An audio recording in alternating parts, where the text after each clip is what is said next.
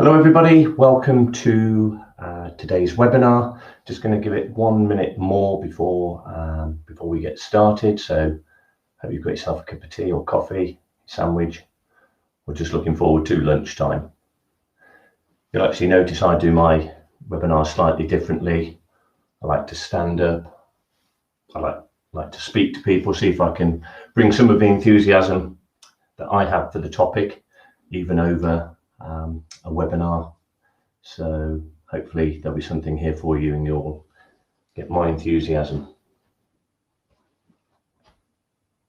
Okay, we're 12 o'clock, so I think we'll start, and it's a fantastic turnout. So thank you all so much for logging on to this webinar. It's the first in a series of 4 which we are going to do, and they all piece together piece by piece by piece. So by the end of the 4, you'll have the whole of a perspective from preventing, detecting and disrupting dishonest employees. By introduction, my name is Dave Kearns. I was a police officer for 13.5 years, a CID officer, and specialised in covert intelligence gathering. And 21 years ago, I set a business up called Expert Investigations, which is a commercial investigation company. And for 21 years, I have been, and my team have been investigating dishonest employees within the workplace, and become one of the country's leading commentators on how to prevent and disrupt and how to investigate dishonest employees. So this webinar, as I say, is part of a series of 4, and we're going to look at today why employees are dishonest, or why they can become dishonest. Now, what we have to understand here is there's a whole raft of dishonesty that is within the workplace, but here we're just specifically looking at dealing with theft and fraud. So for today, we're going to combine both of those definitions of the offence of theft and fraud and just look at it as one item of theft.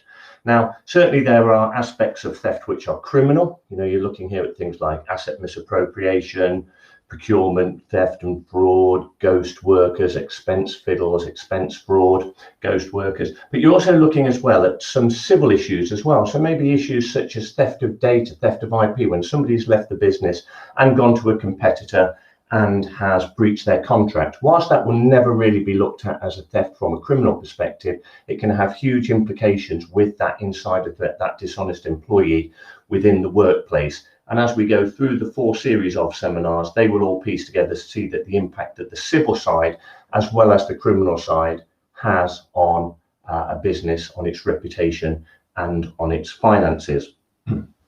Now, if I said to you, you know, why do employees steal? I would suspect that a lot of the reasons that will come up is the fact that people are doing it for money. With money comes power.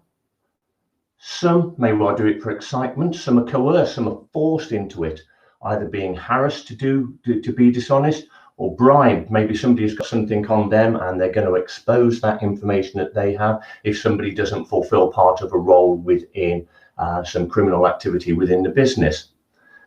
Very rarely have I seen it, but in the research that I've done, there have been occasions where people have been dishonest because they felt appreciated for what they've done. And I'll come on to a case in relation to that, or mention a case in relation to that shortly. But often what we are seeing when it is reported in the press is that people are being dishonest to fund an addiction, whether that be gambling, whether that be drugs, or whether that be alcohol. Now, I don't always subscribe to the fact that people are dishonest in order to fund an addiction, unless you want to consider greed and materialistic things, material items, as an addiction. So there are a number of ways that if we all sat down in a room there together and said, you know, why do employees steal? Well, it's for money, it's for power, it's to fund addictions.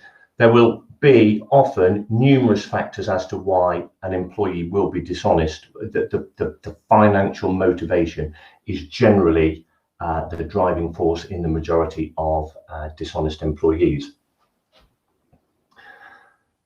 Now, certainly prior to COVID, on a weekly basis, I was going into a business, presenting, doing forums, and I would consistently hear 4 things that would consistently come across. And the things that I would always hear is, our staff wouldn't or couldn't steal from the business. Well, you're assuming that all of your staff are good. Now, I'm not here to say all staff are dishonest, but there is a dependency for employees, staff to be dishonest. And I can tell you within businesses all around the country, irrespective of the size and the business factor, the business that they are in, the business sector. There are employees there from right at the very top all the way down to the bottom that are being dishonest, have been dishonest, or will be dishonest. And as a significant player within an organization, you have to be mature, you have to be realistic, and you have to be responsible in understanding that this could happen within your business or any other business or any other organization. I'm not saying every employee is bad and dishonest. It is only a very, very, very small number of employees that are dishonest. And to say that they couldn't steal because you put measures in place, as we go through the webinar, you'll see that's not right, because what you put in place you think will suffice, but actually will not. And employees will find the opportunity to work around systems that you put in place, whether they be physical systems or whether they be IT and software systems. It's what we call situational crime prevention. The crime prevention measures that you put in place, your bells, your bolts, your whistles, those kind of things that you think will stop the dishonest employee, a lot of the time are actually put in to stop the criminal, the stereotypical criminal, the person that's going to break into the cars in the car park, the person that's going to break into the factory and steal items, the person that will break into the offices and steal the computers. Often we don't think wide enough with our control measures that we're putting in to prevent and disrupt employees from being dishonest. The second thing that I hear is people say there's nothing worth stealing. Well, in our business, there's nothing worth stealing. Well, I mentioned earlier, let's just take, say, for example, an IT company. You might say, well, there's nothing worth stealing. All we've got is laptops and phones and headsets, and that's all we have. But actually, you have got something worth stealing. You've got a database, you've got client database, you've got IP, you have got information there that will be valuable. You might have somebody that just runs, say, for example, a car spray shop, doing repairs, and you think, well, there's not an awful lot there that can be stolen. Well, that paint can be stolen, and that can be used for people doing jobs on the side. There is a marketplace for absolutely everything. And when I look over the years at the things that we've investigated that have been stolen, there is a marketplace out there for everything. It's no longer sold at car boot sales and in pubs, but there is a marketplace for pretty well everything out there. So it's very naive to think there's nothing within a business worth stealing. I even look at my business, and to me, the single most important thing is our database, our clients, the information that we hold. And that is where I put the majority of my concentration in protecting that. So I actually practice what I preach. And in my business, so we might lose some covert camera equipment, but okay, so what? But more importantly is that database. And also people say we only have a few staff. So you only have a few staff, but you only need one member of staff to be dishonest, and that can have a financial and reputational impact on your business. And people say, we're only a small business, we're only a family business. Well, that will go in line with point 3. We've only got a few staff, we're only a small business, we're only a family business. The smaller the business, potentially the more risk there is for you. And certainly the SME sector is the most vulnerable from fraud and dishonesty within the workplace. So really think about that. It's not a case of your staff won't or couldn't. There's nothing worth stealing. We've only got a few of us. We're really a close-knit group. Some of the case studies that I'm going to give you are going to show that those actually are not a foundation on which to build your business on with regards to this topic. Just going to show you just a few recent case studies here, and all but 2 are this year. So you've got a council worker here who stole £60,000 to pay credit cards and debts. Does she look like a criminal to you? Does she look like somebody who is a habitual lifestyle criminal? Doesn't look to me like she's the kind of person that is out there on a daily basis going and committing crime everywhere. This is an employee who's stolen £60,000 to pay off her own debts. And that's in Bassetlaw at their council. Here you go, a bank worker, somebody that works in the anti-fraud section, has stolen a database, £90,000 worth of scam there, and used it to buy luxurious goods. 17th of February, that is this year. An insider threat, working in cohorts with a couple of criminals. This one's a few years old, and I actually personally was involved in the investigation of this with my company. And this lady here, Julie Nickerson, stole £2.3 million from her business. She got sent to jail for 5 years. Her husband went to jail for laundering the money through his business for 3 years. It's actually slightly wrong there. She bought a house for £850,000 because I went in there undercover during the investigation to look around the house. And when she was sentenced, the judge said never had he seen such an orgy of greed and self-indulgence. Wendy Dillingham from Evesham, again, another case that we were very actively involved with as a business. 12 employees. I'm going to give you this case in a little more detail. 12 employees. So here is a small business. She actually stole £300,000 from the company, and she was sentenced to 5 years in jail for that offence. This is here, this is in Evesham. So we're seeing that, we've got offences all around the country here. Fraudster steals more than £73,000 from a charity. Charity fraud and theft from charity is really quite significant. And he's using the money from there to pay for a house deposit. Financial remuneration, financial reward. A gang in Worcester stole £320,000 from the NHS. And this is all based around a COVID fraud. They'd identified an opportunity during the COVID, the early days of the COVID, and committed a fraud against the authority there. Preston, a WDP employee, awarded himself £12,000 in universal credit. These people were not criminals, not until they did this and got caught. And how many other people are doing this and not getting caught? So what then takes that good citizen to being a criminal? Unfortunately, there is no definitive answer as to why an employee will suddenly become dishonest. There are motivating factors and facilitating factors that we're going to look at in the following slides.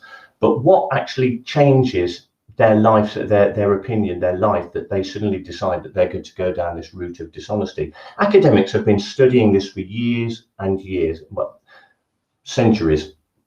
They actually, in the 17th century, one academic did a study to see if criminals all had the same facial structure and same facial features. It's been a long topic of people trying to understand. Now, when we look at the criminal society that is out there in the country committing crime on a daily basis, habitual criminals that are committing burglary, selling drugs, robbery, organised crime gangs, there are a lot more influences there that you can see the impact on why they become dishonest. And there'll be social, economic, there will be family orientated issues there. I can certainly say from a police perspective that we saw that a father was a criminal, the son was likely to become a criminal. Poverty will have a big impact. When you're looking at the cases specifically that I've just looked at there, these factors are not the driving force for that individual to be dishonest. So the academics cannot give a definitive why is this employee dishonest. The other thing as well is there is very, very limited data to work with, because we don't actually know how much dishonesty there is within the workplace. The police don't record figures for specifically employee orientated crime. Obviously, there are only a limited number of people that are getting caught, and of course they can be interviewed to find out the motivating factors. But that pool of dishonest individuals isn't as big as it is clearly within normal sort of crime that goes on through society. So the academics can't come up with anything definitive. An employee sees this as a victimless crime. And a lot of the cases that you generally hear reported are the big cases, the huge finance houses, the big business advisory companies, the banks. So, you can think of things like Guinness, Barings, Nick Leeson at Barings Bank, the Guinness, Enron, WorldCom, McKinsey's. Those are more high profile ones. And when they have been spoken to, there's a brilliant book out by a chap called Eugene Stoltz, and he's interviewed all of these, including Bernie Madoff. And they all see this as a victimless crime. Now, it's the same within the workplace. Whatever item you have, and there is, every item, as I said, has a value to it. So whether it be the money that is stolen or a fraud that is perpetrated, or whether it be an item that is stolen out of the business, a completed item, a scrap, whether it's recyclables that have got to go off to be recycling, whether it be components to fit in with part of a process. There's a marketplace for all of that, and that helps a victim sees an employee see this as a victimless crime, because it's not having a tangible, visible impact on that employee. You walk up to somebody and you punch them in the face, you know what that feels like because you have actually inflicted that. When you're doing something you're doing it at the weekend while there's not any supervision in, and you're loading your car up with product and taking it away, or you're working remotely from home and you're siphoning funds elsewhere, there's no tangible aspect to that, and it is always seen as a victimless crime. I've only come across one case where somebody is not doing the dishonesty for financial reward, and they were actually doing it for self-praise and for gratification. And that individual, and this again, it's cited in an academic book, that individual themselves said they weren't even bothered about the money, because they were a world leader in the economics world of what they did. They really felt rewarded with the praise that they got from the person that was manipulating them for this individual to give the information out. But other than that case, I have yet to come across anybody that is doing dishonesty for anything other than financial reward. They're not doing it for charitable and philanthropic reasons. And the perception as well from an employee is they won't get caught. How are they going to get caught? The police aren't going to investigate this. Lots of people fulfill this role. Nobody will know. I'll always be able to alibi myself. The perception is that you are not likely to get caught. So how is fraud and theft discovered? Now, I'm only going to just pay attention to this just briefly, but on the left-hand column, you'll see that 40% is by tip-off and 11% is by accident. Therefore, then, all of the systems that you put in place, less than half of them are being effective in discovering this element of dishonesty within the workplace, because those systems have been bypassed. So whilst you're looking there at IT controls, which I'm sure are on the agenda of a lot of departments when they're looking at security within the business, and you're looking at surveillance and monitoring because you've got CCTV cameras or you do an internal audit, you actually have to ask yourself, how effective are those? Because 40% is by tip-off, and not all of those are by whistleblowing. In fact, it's only a very small percentage that are from formal whistleblowing, and 11% is by accident. So how does the employee become dishonest, and what are those motivational factors that facilitate them the opportunity to be dishonest? Now, this is called the fraud triangle, and it's by an eminent criminologist called Donald Cressy, who formulated the fraud triangle in the 1960s. And I use this for all elements of dishonesty within the workplace, not just theft and fraud, civil issues, even such as false absenteeism, theft of data, manufacturing drugs, selling drugs within the workplace. This fits with all of the elements of the dishonesty with the employee. And it is the fact that they have the opportunity. The employee identifies the opportunity of how to be dishonest. So all of those measures that you have put in place, the employee identifies that loophole. They then rationalize in their own mind why they will be dishonest. That rationalization can be anything such as I don't get paid enough, I've been overlooked by promotion, I've got to work the night shift, the boss drives a big fancy car, and I have to do all of the dirty work. People will rationalize it in their own mind as to why. And the motivation is always financial. I've yet to see in 21 years anybody committing theft or fraud for a charitable and philanthropic gain. It's always for financial motivation. And where does that financial motivation come? If you're earning £30,000, if you can get £60,000 out of a business, you may well be driven to be dishonest if there's only a tiny percentage chance of getting caught. If you're earning £300,000 a year, you're not going to be interested in £20,000, £30,000, £40,000, but you might be interested if you've identified a way to steal millions out of a business. And there's lots of cases all across sort of the last 20 years, 30 years of people doing this. And there was one with a money lending company where one of the individuals, senior individuals within the business, literally found a write-off button, and he wrote off a couple of £1 million into his account and disappeared. People will identify these opportunities. Now, these opportunities, I believe, will change. And I'm not the only one that believes that these will change. There's other people that are talking about this at the moment with the new environment and the new workplace. The fact that we haven't got everybody going into an office and people are working remotely, I think it will change. And it's in the fact that naturally you haven't got people within that location, the workplace location. So you haven't got what we call natural surveillance. You're not seeing them. You're not seeing their behavior. You're not seeing what's going on. You're not seeing if processes and procedures and things are being adhered to correctly. We also lose what we call territorialism. And this is where somebody has, or a group of people have, a responsibility for their territory. You at home might, for example, live in a close and there's 20 houses in the close.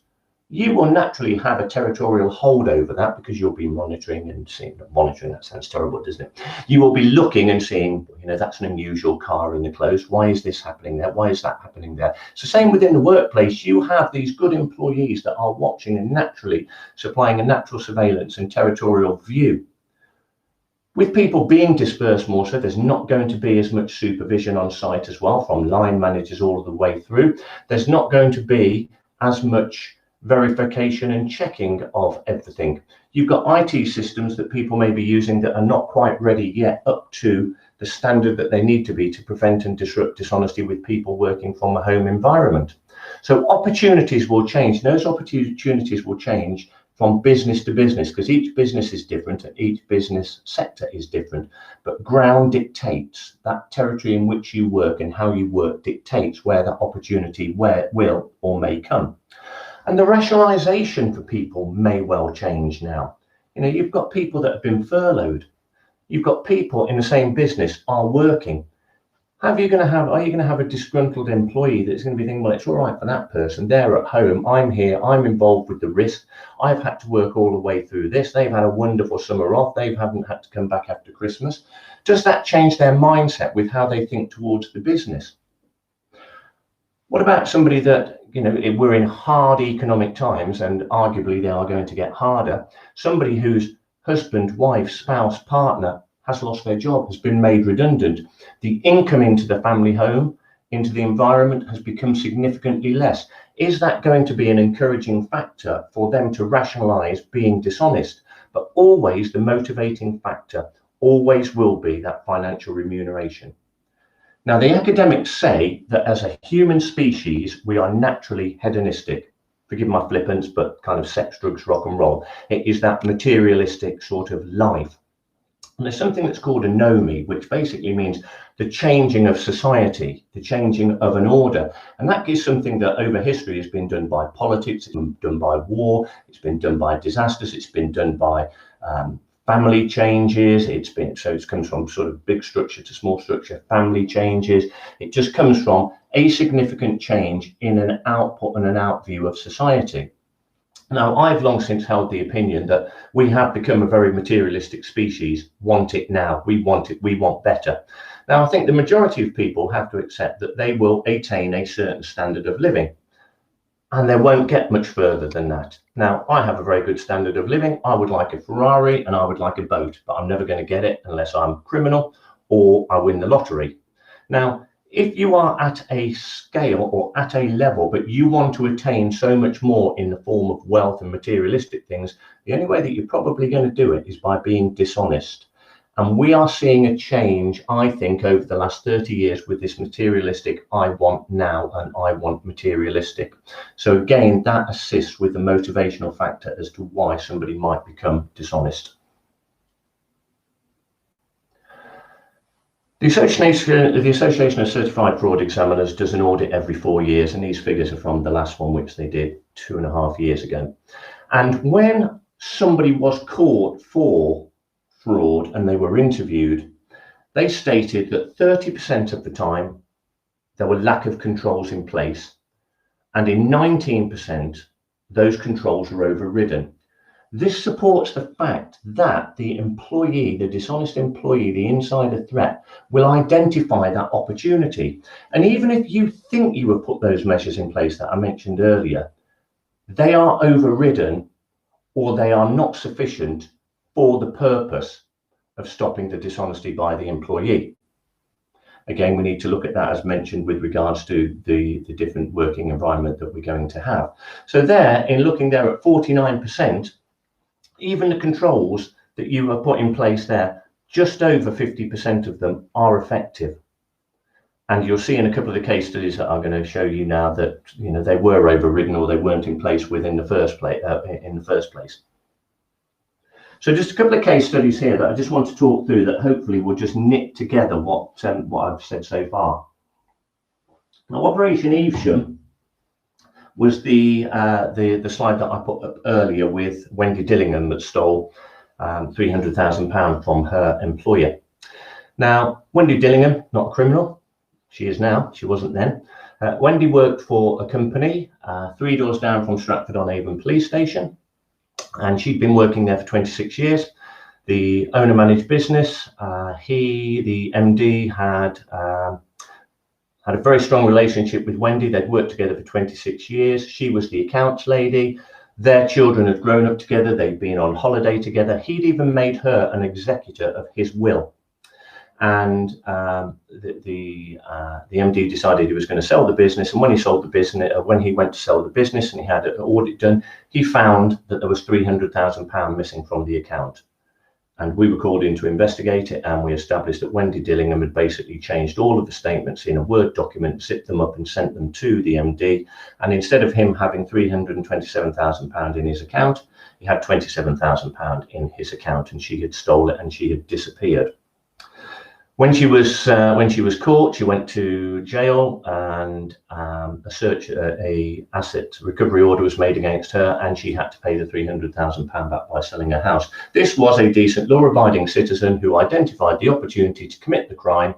The rationalisation we found out during the investigation was that she was planning on retiring from the business and setting up a post office in either Devon or Cornwall, and she wanted the money for that, and also the money to fund her son in setting up a photography business, and he was a serving prison officer at Long Lartin Police Station. So she had the opportunity, she rationalised her actions, and the motivation was financial. Operation Wainstalls, this was the photograph here of Julie Nickerson, who had stolen £2.3 million from her business. And she basically was raising false invoices, sending them in. She was the accounts clerk, and she was paying the invoices to herself in accounts that she had set up, and her husband was laundering that money through the business. She again had the opportunity within her role.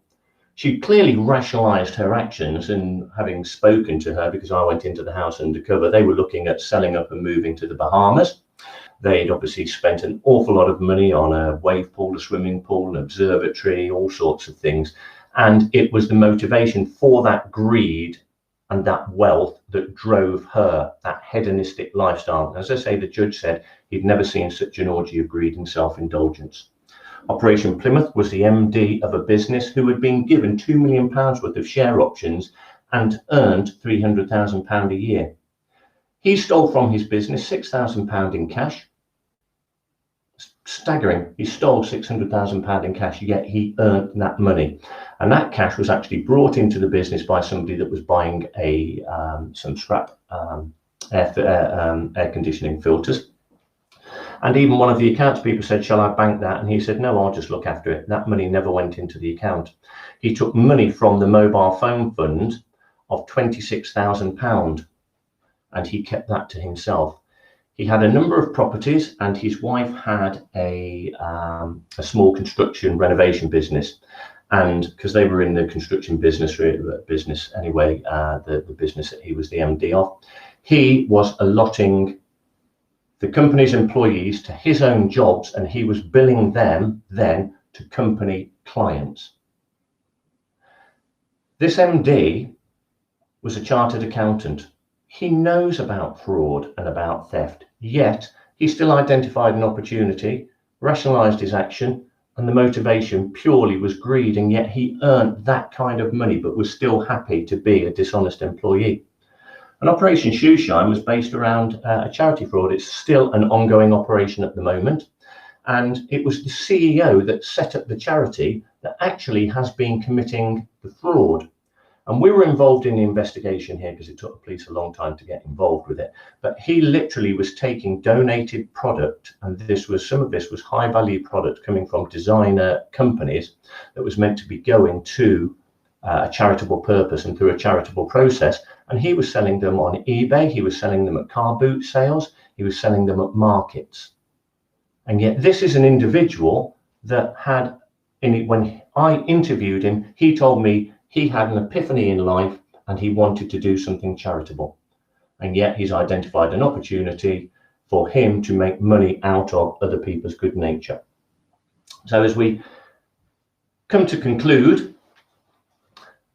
I believe that this is a topic that really needs to be put out there. Fraud is put out there now to educate people, and there are a lot of fraud forums that are in existence, and there's a lot the government are doing in educating the public about fraud. We need to educate businesses about the vulnerability that they potentially have.